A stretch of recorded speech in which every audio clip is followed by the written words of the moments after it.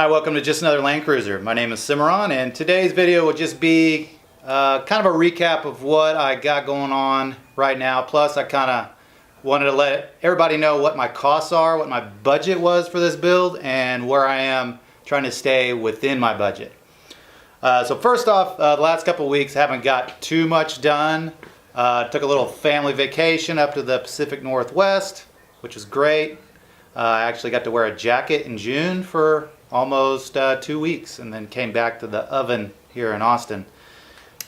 The other thing is I got this nice new NV4500 transmission in.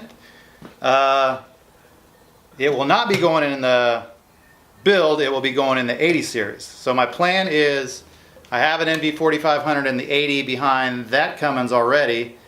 I bought it, it was a rebuilt unit, because it has whined ever since day one, and I think I'm 30k in on that transmission, and it whines. It's the loudest thing in the car. You can't even hear the engine over the transmission whine.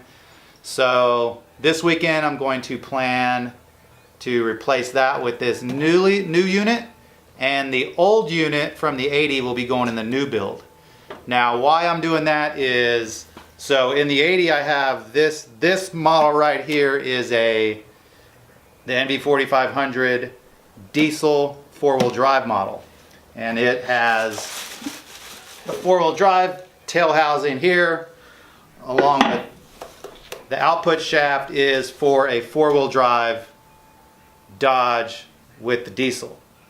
Now for the 75, what my plan is, I'm using a different transfer case. I'm going to use the all-wheel drive case that came with the 80.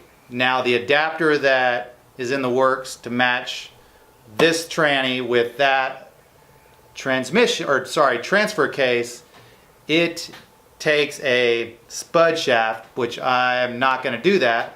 So somebody else on I Hate Mud has figured it out that if you use a two-wheel drive shaft, which still fits in this box, and then you machine that down, it will slip into the transfer case with the adapter without having a spud shaft.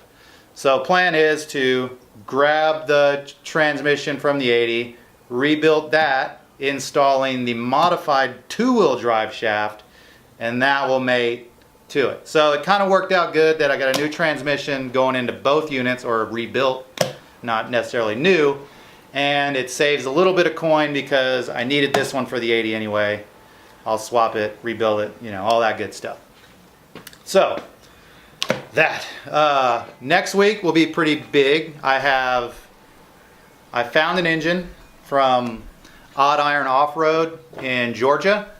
That gets shipped on Monday, so I should have it late next week. I was hoping to be a little further along with build where I can just get that engine and kind of place it in the frame, but I haven't even taken the LX body off. If I can get my transmission swapped tomorrow, I'll start back on that on Sunday, but I have a feeling since I'm a one-man operation, this project's going to take me the better part of this weekend and during the week, because I know I'm going to need some seals. I'll break something. Nothing's ever easy. So I'm kind of planning on a disaster. But I contemplated not even starting it because in 3 weeks I leave town for Colorado and I need the 80 to be tip-top shape. So it's not the best thing to change out a transmission by yourself 3.5 weeks before I leave. But if everything goes smooth, shouldn't be a big deal. All right, so let's talk cost on the build and see where I'm at. So first off, my budget was $10,000. I figured, well, that's the equivalent of buying a used truck, used Land Cruiser.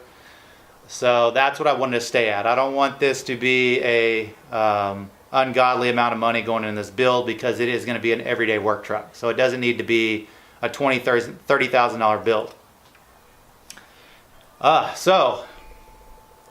So far I'm under budget, but I know the last 10% of the build is going to be all that $20, $50, $100 $10, all that, and that's going to add up to quite a bit. So I'm kind of planning that.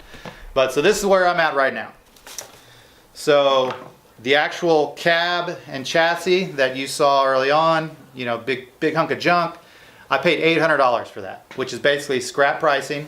I had no problem paying that. I was actually expecting to pay a little bit more, but I got it for 800 bucks, which I was ecstatic. A 75 series cab, 800 bucks, can't beat that no matter what condition it is. The bad part is it was in Reno. So shipping an inoperable vehicle from Reno to Austin cost $1,400. So that kind of ate up a big chunk of my budget. But when you add it together, $2,300 for a 75 series cab in the States, no matter what condition, that is somewhat, you know, it is what it is. If you want that, it is what it is. The chassis, which was the LX450, I bought that 5 years ago for $1,500 bucks, just as a parts vehicle. So I'm not including that in the build as a cost. I may just kind of allocate, because I've been parting that out over the years. So I may allocate like 500 bucks from that initial investment over to this one just to kind of move money. One thing I did when I did buy it, I was planning to just throw in an engine and get it running, because the body and chassis is perfect condition. It had 189K on the vehicle. So good thing I did think I was going to get it running, because I actually titled it. If I wouldn't have titled it, it would be, you know, I'd have to go through all that process again. But I do have a titled chassis for this build, which works out good. All right, so the parts that I showed you in a couple of video or two ago that I got, all those parts were 1,600 bucks, which I was planning to spend $3,000 on body parts. So half that, I thought I got a pretty good deal on that. The engine I bought was $3,400, and that's for a 90,000 mile P-Pump 6BT Cummins. And it did come with all the accessories, turbo. I got bell housing. I believe the flywheel's coming with it. So I thought that was a pretty good deal. My 80, when I got that engine, that I got on the 80, had 150,000 on it. I think I paid 3,500. So right around the same price. This is, I mean, it's nice. Nice. Painted already, cleaned up, ready to go. I don't have to do any work to it. It's going to cost me $400 to get that shipped from Georgia to me. So $3,800 in on the engine. Now, transmission, since I'm rebuilding the one from the 80, this one doesn't go with it. I bought a $350 rebuild kit for the NV4500 that comes with a 2-wheel drive main shaft. So 350 bucks. That ain't bad. Rebuilt transmission. And I'll rebuild that myself. We'll see how that goes. The only thing I did have to buy, since I bought this transmission, I don't need the tail housing. I have the advanced adapters tail housing that goes with the 80. So I got them to delete the tail housing on this, which dropped it $200 cheaper for this transmission. And then I found, you know, tail housing even with the same paint, which is cast, heavy bitch, 100 bucks on Amazon. So saved 100 bucks by getting it deleted here and buying that separately. So I think that is all my costs so far. There's obviously, I bought some hardware and welding equipment, but I won't put that into the build because that's kind of shop expense. So right now I am at $8,550. So that is right at where I don't really need to be spending any more. But I know that $1,450 is going to go quick when it comes to, I still have to, I got to rebuild both axles or the knuckle, and I'll rebuild the rear. I've stolen some parts or sold some parts off the frame that I'll have to replace. So I probably won't, at the end of this, be at the $10,000 mark, but I think I should be, my guess now I'll be at $1,200 bucks. I'm sorry, $12,000 for the build. And still that, I'm pretty pleased for that. You won't be able to get that vehicle for $12,000 on the open market unless you build it yourself. So there you go.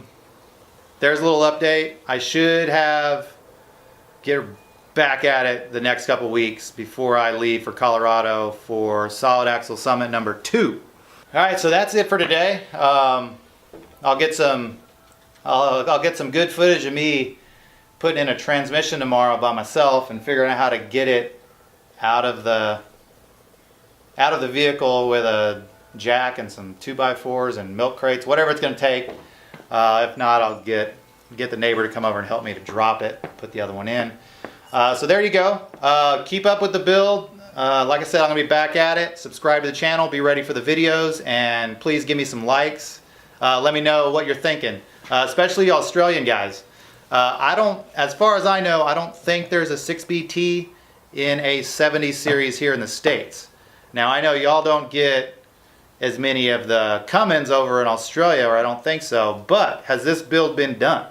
Because I feel somewhat accomplished if I can get this done, and I'm the only person on the planet with a 6BT Cummins in their 70 series, at least 75 series. So Australians, I know there's a couple of you that have subscribed, so let me know. Comment below. Tell me if that build's been done.